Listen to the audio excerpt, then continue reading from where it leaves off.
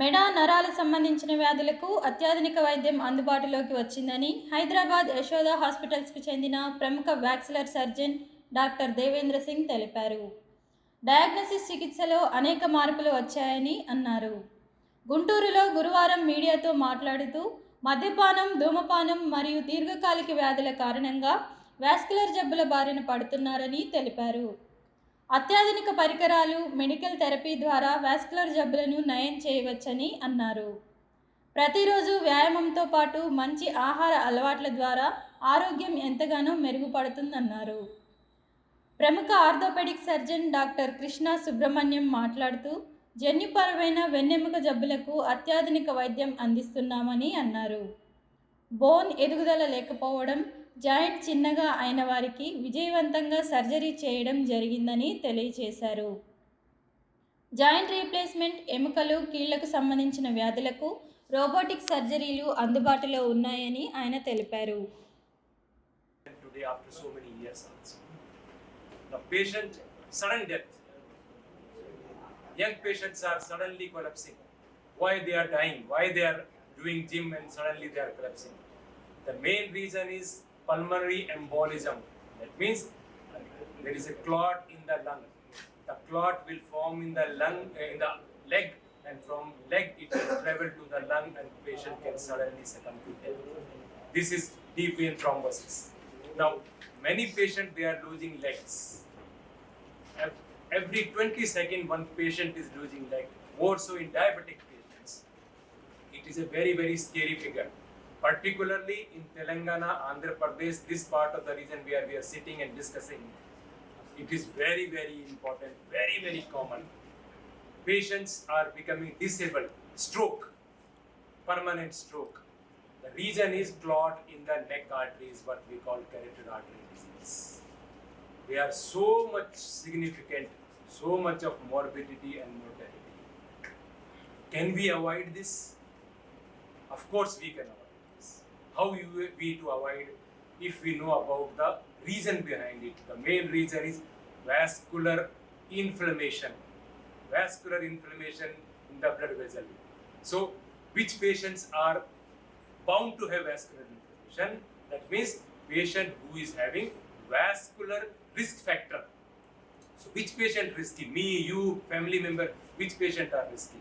Patient who smoke, patient who take alcohol, patient who has diabetes, who has hypertension, patient who has family history, patient who are obese, we don't walk, sedentary lifestyle. So these are the patients who are having vascular risk factor. These are the patients where the blood vessel will get inflammation.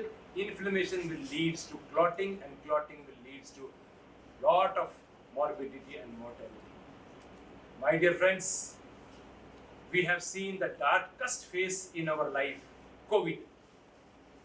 The name of the COVID is nothing but distress, disability and death. That is how we remember COVID. These are the challenging times. We will again face these challenging in due course of time. So how to avoid these complications, how to avoid this death and disability, distress? We have to find out which patient is having this. That means which patient is having vascular inflammation. So we should find out the vascular risk factor. So once we know that these are the patients who are having vascular problem, then we can probably manage this. The good news is 90% of the patient we can manage with medical therapy. Medical therapy means some tablet and lifestyle modification. So what is lifestyle modification? If we are having tobacco in any form, smoking, we should quit smoking. Alcohol, we should quit alcohol. If suppose we have diabetes, we should control diabetes. Blood pressure, we should control blood pressure. And if suppose we are labeled as diabetic hypertension, regular check, which is very, very important. Patient whose family history of diabetes, hypertension at the age of 40 and more, I think it is time we should check ourselves. We should come into screening methodology. If we screen ourselves, we will come to know whether our blood vessels are healthy or there is an inflammation. If the blood vessels are not healthy, we can take proper care, meticulous care. మా invitation మన్నించి మీ అందరూ వచ్చినందుకు ముందుగా మీ అందరికీ కృతజ్ఞతలు. నా పేరు doctor Krishna Subrahmanyam. నేను senior consultant orthopaedic surgeon Yashoda group of హాస్పిటల్స్లో మలక్పేటలో లీడ్ సర్జన్గా చేస్తున్నాను. దాదాపుగా 31 సంవత్సరాల అనుభవం ఈ ఆర్థోపెడిక్స్ అనుభవం విభాగంలో నాకు రెగ్యులర్గా చేసే అనేక రకాల ఫ్రాక్చర్ ఫిక్సేషన్స్ ట్రామానే కాకుండా నా specialities sports injuries and arthroscopy, అంటే క్రీడా గాయాలని మీరు వింటారు, అదొకటి. భుజానికి కానీ చీలమండకి కానీ మోకాలికి కానీ త్రుటికి కానీ కీహోల్ సర్జరీస్ ద్వారా సరి చేస్తుంటారు క్రీడా గాయాలు. అదిగాక ఈ joint replacements, primary and revision 2 రకాలు చేస్తుంటాను. రీరివిజన్ కూడా చేస్తుంటాను. అందులో అధునాతంగా ఉన్నది రోబోటిక్ సర్జరీస్ అన్ని రెగ్యులర్గా చేస్తుంటాను. అది కాకుండా ఇంకా ప్రధానంగా ఏంటి అంటే పెద్ద వయసులో అంటే జిరాటిక్ ఆర్థోపెడిక్స్, వాళ్ళల్లో బోన్స్ చాలా పులుసుగా ఉంటాయి, మీకు తెలిసిన ఆస్టియోపోరోసిస్. అలాంటి వాళ్ళల్లో వచ్చే అనేక రకాల ఛాలెంజింగ్ కేసెస్, కామన్గా జరిగే ఫ్రాక్చర్స్, స్పైన్ ఫ్రాక్చర్స్, వాటిని ట్రీట్ చేస్తుంటారు. ఈ రోజున కొన్ని వేల మందికి ఆపరేషన్ చేసిన అనుభవంతో అన్ని రకాలుగా మీ ముందు ఒక ప్రత్యేకమైన ప్రాబ్లం ఉన్న పేషెంట్ని మీ ముందు నేను ఇంట్రడ్యూస్ చేద్దాం. ఈ అమ్మాయి పేరు స్కాచ్చాయని. అమ్మాయికి ఇప్పుడు 44-46 ఏళ్ళు. 2004లో ఈమెకి ఒక ప్రత్యేకమైన జబ్బు రావడం జరిగింది. దాన్ని జన్యుపరమైన జెనెటిక్ బ్యాక్గ్రౌండ్తో ఉన్నది. స్పాండిల్ ఎఫెక్షన్ డిస్ప్లేసియా, అంటే ఇందులో వెన్నుపూస, వెన్నుముక్క, అన్ని రకాల ప్రధాన జాయింట్లు పూర్తిగా పాడైపోయి, అంటే డిస్ప్లేసియా అంటారు. వాటి ద్వారా అసలు నడక కూడా లేదు, పూర్తి బెడ్ రిటైర్మెంట్ స్టేజ్కి వచ్చేసిన అమ్మాయి. She was around 24 years at the time. దాని తర్వాత దాదాపు 5-6 ఏళ్ళు అనేక రకాల చోట్ల తిరిగింది మన ఆంధ్రప్రదేశ్లో. దురదృష్టవశాత్తు సరైన వైద్యం అందకపోవడంతో ఆవిడ నా దగ్గరికి 2009 చివరిలో వచ్చింది. అప్పుడు ఆ జన్యుపరమైన టెస్ట్లు అవి చేయించి, ఎక్స్రేస్ అవి చేయించి ఆవిడకి డయాగ్నోసిస్ చేసి, అప్పటికి ఆ అమ్మాయి నా దగ్గరికి ఎలా వచ్చిందంటే ఎవరైనా చేత్తో మోసుకొని తీసుకొచ్చే స్థితి, అంటే కేవలం స్ట్రక్చర్ మీద వచ్చింది, నడవలేదు. ఈవిడే కాకుండా వీళ్ళ అమ్మగారు కూడా ఈ జబ్బు, అది జన్యుపరమైనది కానీ మీకు ముందే చెప్పారు. సో ఒక రకంగా చెప్పాలంటే ఇంట్లో కూడా దేకుతూ పాకుతూ తిరిగే వాళ్ళిద్దరు. ఆ స్థితిలో వాళ్ళు నా దగ్గరికి వస్తే, ఇది చాలా చాలా అరుదైన వ్యాధి. వాళ్ళలో బోను సన్నగా చిన్నగా ఉంటమే కాకుండా ఎదుగుదల ఉంటుంది వీళ్ళలో. మీరు చూసే ఉంటారు, గట్టిగా 4 అడుగులు ఎత్తుంటారు కొంచెం, ఎదుగుదల ఉండదు, జాయింట్లన్నీ పాడైపోయినాయి. తర్వాత కండరాలు బలహీనపడిపోతాయి, మస్కులర్ వీక్నెస్, ఆస్టియోపోరోసిస్, ఎముకలు బోల్గా అయిపోతాయి. అలాంటి స్థితిలో వచ్చిన అమ్మాయికి పైగా ఎదుగుదల లేకపోవడం వల్ల జాయింట్స్ కూడా చాలా చిన్నవైపోతాయి. వాటికి స్పెషల్ ఇంప్లాంట్స్ అన్నీ డిజైన్ చేసి ఈ అమ్మాయికి కావాల్సినట్టుగా ఆ రోజుల్లో 2009 చివరిలో మొదలు పెడితే ఒక 3 నెలల తర్వాత నాకు జర్మనీ నుంచి హిప్ జాయింట్ సంబంధించినవి, నీ జాయింట్ సంబంధించిన ఇంప్లాంట్స్ వచ్చాయి. వాటిని ఈ అమ్మాయికి ప్రత్యేకమైన చికిత్స ద్వారా జాయింట్ రిప్లేస్మెంట్ చేసి 4 రోజుల లోపల అమ్మాయి కోలుకుంది. అమ్మాయి నడవటం మొదలుపెట్టి ఇండిపెండెంట్గా మళ్ళీ ఒక కర్ర సహాయంతో తిరిగి తన యొక్క బ్రెడ్ అండ్ బటర్ విన్, అంటే ఉద్యోగం చేసి డబ్బులు సంపాదించిన స్థితికి వచ్చింది. నా పేరు జి కార్కేయని. మాది ప్రకాశం జిల్లా ఒంగోలు మండలం కర్వలి గ్రామం అండి. ఇప్పుడు డాక్టర్ గారు చెప్పిందంతా ఎగ్జాక్ట్లీ వాస్తవం అండి. 2000 అంటే మా అమ్మగారికి ఇలా అంటే మొత్తం ఆవిడ బెడ్ రిడన్ అయిపోయారు. మొత్తం ఆవిడ చిన్నగా కింద కూర్చుంటూ మాత్రమే జరుగుతారండి. అలా జెనెటికల్ ప్రాబ్లం వల్ల నాకు కూడా 2004 నుంచి అంటే చిన్నప్పటి నుంచే కూడా ఎదుగుదల తక్కువగా ఉండడం వల్ల అంటే నా పని నేను చేసుకుంటూ ఉండేదాన్ని. కానీ 2004 నుంచి మొత్తం ఫస్ట్ కుడి మోకాల దగ్గర నుంచి మొదలైందండి నాకు ఇలాంటి ప్రాబ్లము.